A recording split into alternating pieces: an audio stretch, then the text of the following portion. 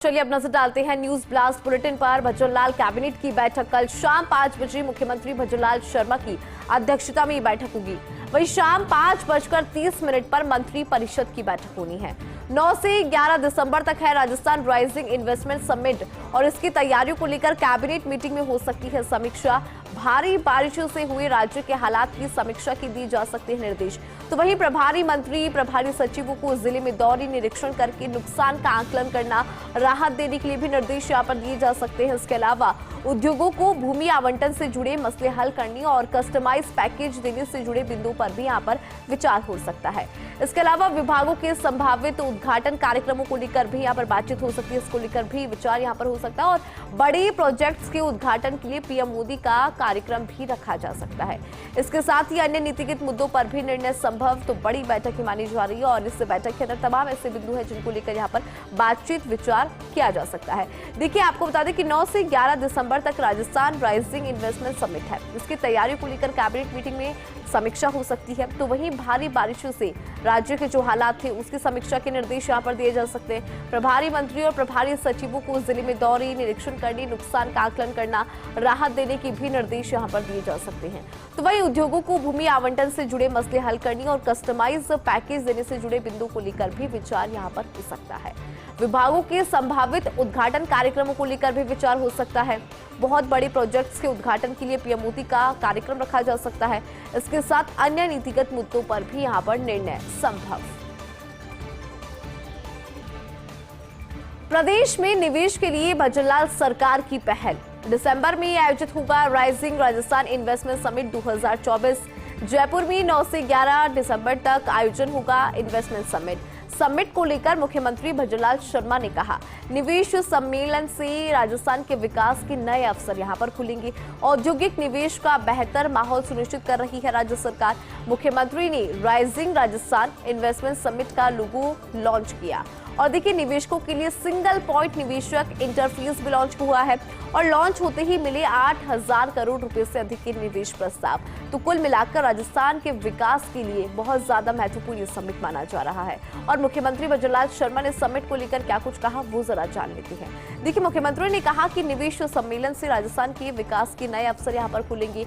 औद्योगिक निवेश का बेहतर माहौल सुनिश्चित कर रही है राज्य सरकार और मुख्यमंत्री ने राइजिंग राजस्थान इन्वेस्टमेंट समिट का लोगो भी लॉन्च किया था। निवेशकों के लिए सिंगल पॉइंट निवेशक इंटरफेस भी लॉन्च हुआ है और लॉन्च होते ही देखिए 8,000 करोड़ रुपए से अधिक के निवेश के प्रस्ताव भी यहां पर मिले हैं। भ्रष्टाचार के खिलाफ भजनलाल सरकार की जीरो टॉलरेंस। घूसखोर और आय से अधिक संपत्ति वालों पर कस रहा है शिकंजा। प्रदेश में 1 दर्जन से अधिक ठिकानों पर एसीबी की छापेमारी। आपको बता दें कि एसीबी डीजी ने 1 दर्जन से अधिक टीमों का गठन किया है। जयपुर, सांचौर, जालोर, जोधपुर और एसीबी की टीम यहां पर सर्च कर रही है। जयपुर में डीएलबी के अतिरिक्त निजी सचिव विमलेश के ठिकानों पर रेड। जयपुर में विमलेश के 4 ठिकानों पर सर्च चल रहा है। वहीं सांचौर की नगर परिषद आयुक्त योगेश आचार्य के ठिकानों पर रेड और योगेश आचार्य की 9 ठिकानों पर एसीबी की रेड चल रही है। योगेश आचार्य के घर से एसीबी टीम को 19 लाख रुपए की नकदी मिली। बड़ी संख्या में प्रॉपर्टी के दस्तावेज भी एसीबी के हाथ लगे हैं। एसीबी की अलग अलग टीमें दफ्तरों में दस्तावेज को खंगाल रही है और ACB ADG Smita Srivastava, DIG Harindra Mahawar, Kaluram Rawat, doctor Ravi monitoring कर रही हैं। एसीबी एसपी संदीप सारस्वत, सुनील सिन्हा की टीम कार्रवाई कर रही है। भ्रष्टाचार के खिलाफ सरकार के मैंडेट को लागू किया जा रहा है और डॉक्टर रवि प्रकाश मेहड़ा की टीम ये मैंडेट को लागू कर रही है। देखिए, मुख्यमंत्री भजनलाल शर्मा की जो नीति है जीरो टॉलरेंस की नीति, उसी के तहत एसीबी की कार्रवाई लगातार जारी है। कौन कौन से ठिकाने हैं जहां पर कार्रवाई जारी है? जयपुर के सबसे पहले बात करें तो जयपुर में डीएलबी के अतिरिक्त निजी सचिव विमलेश के ठिकानों पर रेड। जयपुर में विमलेश के 4 ठिकानों पर सर्च चल रहा है। सांचौर की नगर परिषद आयुक्त योगेश आचार्य के ठिकानों पर भी रेड मारी जा रही है। योगेश आचार्य की 9 ठिकानों पर एसीबी की रेड चल रही है। योगेश आचार्य के घर से एसीबी की टीम को अभी तक 19 लाख रुपए की नकदी मिली। बड़ी संख्या में प्रॉपर्टीज के डॉक्यूमेंट्स मिले हैं और एसीबी की अलग अलग टीमें दफ्तरों में जाकर डॉक्यूमेंट्स को खंगाल रही है। ACB ADG Smita Srivastava, DIG Harindra Mahawar, Kaluram Rawat, doctor Ravi monitoring कर रही है। इसके अलावा एसीबी एसपी संदीप सारस्वत, सुनील सिन्हा की टीम कार्रवाई कर रही है। भ्रष्टाचार के खिलाफ सरकार के मैंडेट को लागू किया जा रहा है। डॉक्टर रवि प्रकाश मेहड़ा की टीम इस मैंडेट को यहाँ पर लागू कर रही है। 16वें वित्त आयोग चेयरमैन डॉक्टर अरविंद पनगड़िया ने ये कटु सत्य माना। सीधे लाभ पहुंचाने की योजनाओं से राज्य को होने वाले नुकसान को उन्होंने माना है। उन्होंने कहा कि राज्य सरकार जनता के लिए लुभावनी घोषणाएं करती है, जिससे डीबीटी के जरिए सीधा लाभ मिलता है, लेकिन इसका राज्य की अर्थव्यवस्था पर कड़ा असर पड़ता है। कैश स्कीम से बड़ा राजकोषीय घाटा, व्यक्तिगत लाभ की योजनाओं से राज्य और केंद्र सरकार की वित्तीय स्थिति पर यहाँ पर असर पड़ता है। आयोग को ये भी देखना है कि देश में वित्तीय स्थिरता बनी रहे, इसीलिए हम इस तरह की योजनाओं से होने वाले असर पर भी विचार करेंगे।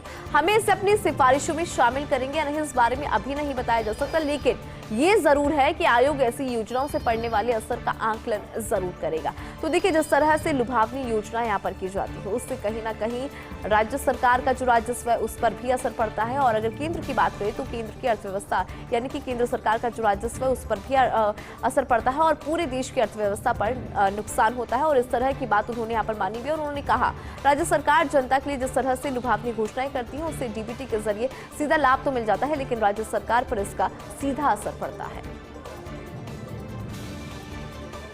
आगे बढ़ेंगे। प्रधानमंत्री नरेंद्र मोदी का विकसित भारत का संकल्प जल्द पूरा होगा। पीएम जनमन योजना की सहरिया परिवारों की तस्वीरें बदलेगी। जिले में सहरिया परिवारों के लिए देखिए 16,522 आवास निर्माण कार्य की स्वीकृति जारी हुई है। किशनगंज शाहबाद क्षेत्र में 15,811 सहरिया परिवारों के लिए पक्के आवास बन रहे हैं। अभी तक जिले में 176 आवास बनकर तैयार हुए हैं। पीडब्ल्यूडी द्वारा जिले में 17 सड़क निर्माण कार्य होंगे। 13 सड़कों का कार्य चल रहा है। 13,107 सहरिया परिवारों को बिजली कनेक्शन दिए जा चुके हैं और पीएम जनमन योजना अंतर्गत 3,385 घरों में किए जा रहे हैं नल कनेक्शन। अभी तक जिले में 833 नल कनेक्शन पूरे हो चुके हैं। 4 नवीन छात्रावासों का निर्माण होना है। इसके अलावा 12 आंगनबाड़ी केंद्रों का संचालन किया जा रहा है। वर्तमान में आंगनबाड़ी केंद्रों का संचालन किराए के भवनों में हो रहा है और संचालित जिला कलेक्टर रोहिताश सिंह तोमर ने इसकी जानकारी दी। SC/ST के कोटे में कोटा को लेकर सुप्रीम कोर्ट का ऐतिहासिक फैसला। सुप्रीम कोर्ट की 7 जजों की पीठ ने 6:1 के बहुमत से फैसला सुनाया है। फैसले के अनुसार SC/ST में सब कैटेगरी समानता के सिद्धांतों का उल्लंघन नहीं करती। आरक्षण एक पीढ़ी तक सीमित करना चाहिए, दूसरी हकदार नहीं हो। और देखिए, क्रिमिलेयर को इस दायरे से बाहर रखने के लिए बनानी चाहिए कोई नीति। राज्य सरकार राजनीतिक लाभ या फिर मर्जी से सब कैटेगरी नहीं बना सकती। फैसले के बाद राजस्थान में भी SC आरक्षण का कैटेगराइजेशन संभव। एक्सपर्ट के अनुसार प्रदेश में SC में देखिए 59 समाज लिस्टेड है और 16% आरक्षण SC में कैटेगराइजेशन लागू हुआ तो 2 या 3 आरक्षण बांटा जा सकता है। साथ ही आरक्षण का प्रतिशत भी बढ़ाकर देने का फॉर्मूला संभव नजर आता है।